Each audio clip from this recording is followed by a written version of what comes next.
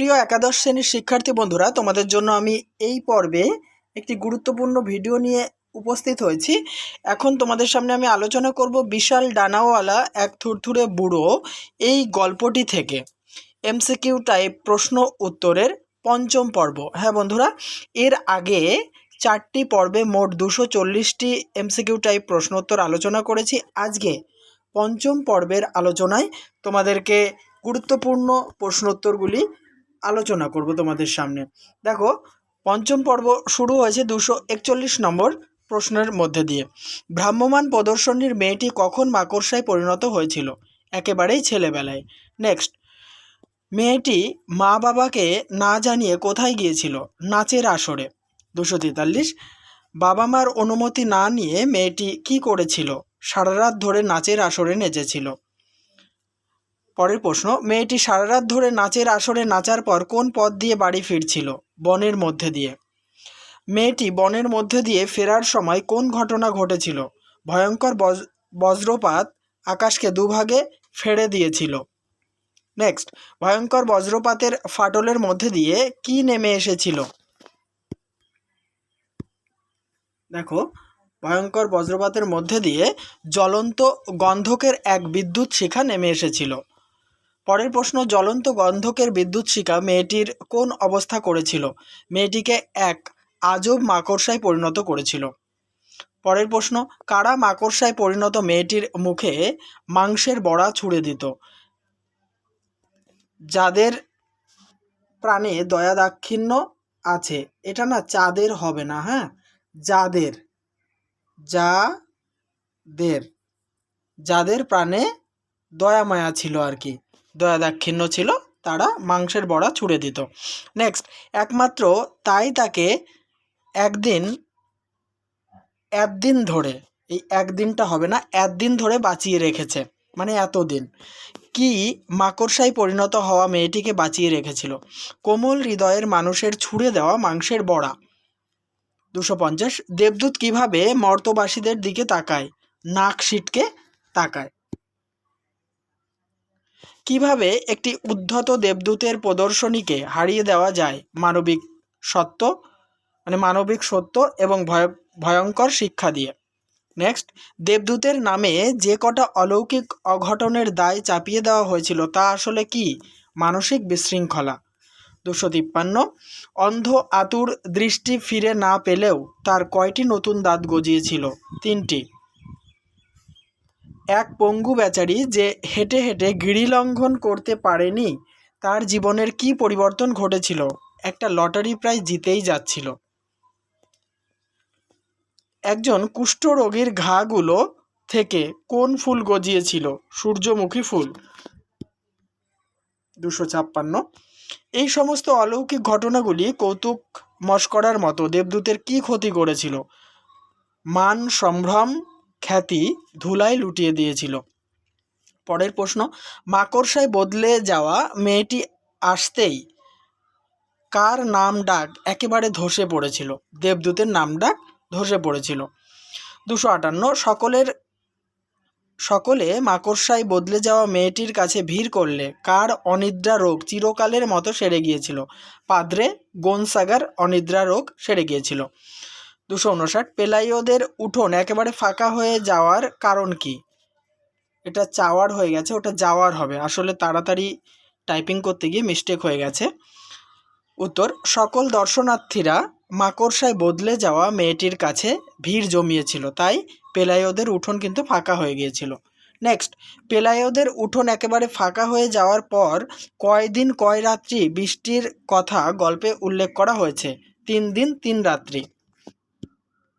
261, 3 দিন 3 রাত্রি যখন ঝমঝম করে বৃষ্টি পড়ছিল তখন কাঁকড়াগুলি কোথায় হাঁটছিল? পেলাইওদের শোবার ঘরে। নেক্সট, বাড়ির মালিকদের অবশ্য বিলাপ করার কোনোই কারণ ছিল না। বাড়ির মালিক কারা? পেলাইও এবং এলিসেন্দা। পরের প্রশ্ন 263, বাড়ির মালিকদের বিলাপ করার কারণ ছিল না কেন? কারণ তারা দেবদূতকে সামনে রেখে প্রচুর টাকা কামিয়েছিল। নেক্সট, পেলাইও দেবদূতকে সামনে রেখে যে টাকা কামিয়েছিল তা দিয়ে কেমন বাড়ি বানিয়েছিল? চক মেলানো দোতলা বাড়ি। চক মেলানো দোতলা বাড়ি বানিয়েছিল। বিলাপ শব্দের অর্থ কী? শোক প্রকাশ করা। চক মেলানো বলতে কি বোঝায়? চতুষ্কোণ নকশা বিশিষ্ট। 267। চক মেলানো দোতলা বাড়ির বৈশিষ্ট্য কী ছিল? এই বাড়ির ছিল অলিন্দ আর বাগান। এছাড়া উঁচু তারের জাল এবং জানালায় ছিল লোহার গড়াদ। অলিন্দ শব্দের অর্থ কী? বারান্দা। চক মেলানো দোতলা বাড়িতে উঁচু তারের জাল লাগানো হয়েছিল কেন? শীতের সময় যাতে কাকড়ারা ঘরের ভেতরে ঢুকতে না পারে। 270। চক মেলানো দোতলা বাড়ির জানালায় লোহার গড়াদ লাগানো ছিল কেন? যাতে কোনো পথহারা দেবদূত আচমকা ঢুকে পড়তে না পারে। 271। গড়াদ কি? গড়াদ হচ্ছে লোহা বা কাঠ দিয়ে তৈরি শিক। 272। শহরের কাছেই পেলাইও কি পালন করার জন্য একটা ঘিঞ্জি গোলকধাঁধা বানিয়ে নিয়েছিল? খরগোশ। গোলকধাঁধা কাকে বলা হয়? যেখানে ঢোকার পর ক্রমাগত ঘুরেও বেরোনোর পথ খুঁজে পাওয়া যায় না, তাকে গোলকধাঁধা বলা হয়। নেক্সট, কোন কাজ থেকে পেলাইও এবং তার স্ত্রী চিরকালের জন্য ইস্তফা দিয়েছিল? সাধ্যপালের কাছ থেকে। সাধ্যপাল কথার অর্থ কী? অধীক্ষক। এলিসেন্দা কি পোশাক কিনেছিল? উত্তর, উঁচু খুরওয়ালা ঢাকা জুতো এবং রামধনু রঙা রেশমি কাপড়ের অনেক প্রস্থ পোশাক কিনেছিল। 277।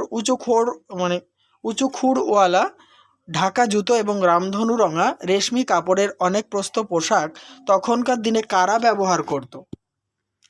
অভিজাত এবং কাঙ্ক্ষিত মহিলারা। 278। অভিজাত এবং কাঙ্ক্ষিত মহিলারা এই ধরনের পোশাক কী বারে পরত? রবিবারে।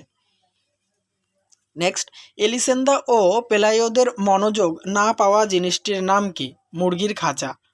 পরের প্রশ্ন, এলিসেন্দা ও পেলাইও মুরগির খাঁচা কি দিয়ে ধুয়েছিল? রাসায়নিক দিয়ে। এলিসেন্দা ও পেলাইও মুরগির খাঁচা পরিষ্কার করেছিল কেন? গু গোবরের স্তূপের দুর্গন্ধ তাড়াতে। নেক্সট, ভূতের মতো যা ঝুলেছিল তা নতুন দালানকে কি বানিয়ে দিচ্ছিল? পোড়ো বাড়ি বানিয়ে দিচ্ছিল। 283। ভূতের মতন দালান বাড়িতে কি ঝুলেছিল? উত্তর, মুরগির খাঁচা এবং তার গু গোবর ঝুলেছিল। পরের প্রশ্ন, যখন পেলাইও এবং এলিসেন্দার বাচ্চা হাঁটতে শিখেছিল তখন তারা সাবধানে ছিল কেন? যাতে মুরগির খাঁচাটার খুব কাছে না যায়। 285। ক্রমে ক্রমে পেলাইও এবং এলিসেন্দা কোন বিষয়ে অভ্যস্ত হয়ে গিয়েছিল? মুরগির খাঁচার দুর্গন্ধের বিষয়ে। নেক্সট, ক্রমে ক্রমে তাদের ভয় হারাতে শুরু করলো। কোন বিষয়ে পেলাইও এবং এলিসেন্দার ভয় হারাতে শুরু করেছিল? মুরগির খাঁচার দুর্গন্ধের বিষয়ে। 287। দ্বিতীয় দাঁতটি বের হওয়ার আগেই পেলাইওর বাচ্চাটি কোথায় খেলতে চলে যেত? মুরগির খাঁচার ভিতর। নেক্সট, পেলাইওর বাচ্চাটি যখন মুরগির খাঁচাতে খেলতে যেত তখন খাঁচাটির কী অবস্থা হয়েছিল? খাঁচার তারগুলি অবহেলায় অযত্নে ছিঁড়ে গিয়েছিল। বন্ধুরা, নেক্সট প্রশ্ন আলোচনা করব, তার আগে বলি অবশ্যই ভিডিওতে লাইক, কমেন্ট এবং শেয়ার করো। চ্যানেলটিতে নতুন হলে সাবস্ক্রাইব করে অল করে দিও। আর প্রতিনিয়ত আমার চ্যানেলের প্লেলিস্ট কিন্তু ফলো রেখো। আমি প্রতিনিয়ত তোমাদের সিলেবাস অনুযায়ী এবং সেমিস্টার অনুযায়ী কিন্তু প্রশ্নোত্তর আপলোড করে থাকি। অবশ্যই ভিডিওটি বন্ধুদের মাঝে ছড়িয়ে দিও। আর আমার এই ক্লাস করলে কমন নিয়ে তোমাদের চিন্তা করতে হবে না, 100% কমন পাবে। 289। মুরগির খাঁচার তারগুলি ছিঁড়ে যাওয়ার কারণ কি? অবহেলা এবং অযত্ন। নেক্সট, অন্য কোনো মর্তবাসীর সঙ্গে কে বেশি মাখামাখি করেনি? দেবদূত। একটা কথা মনে রাখবে, দেবদূতকে কখনো থুরথুরে বুড়ো বলা হয়েছে, আবার কখনো কিন্তু দেবদূত বলা হয়েছে। ঠিক আছে। 291। সব ভুল ধারণা হারিয়ে বসবার পর কোনো কুকুর যেমন বাচ্চাদের যাবতীয় যাচ্ছে তাই অপমান ও নিগ্রহ পরম ধৈর্য ভরে সহ্য করে, তেমনি ধৈর্যের সঙ্গে দেবদূত কাকে সহ্য করত? পেলাইও এবং এলিসেন্দার বাচ্চাকে সহ্য করত। 292। দেবদূত এবং বাচ্চাটি কোন রোগে আক্রান্ত হয়েছিল? জলবসন্ত রোগে।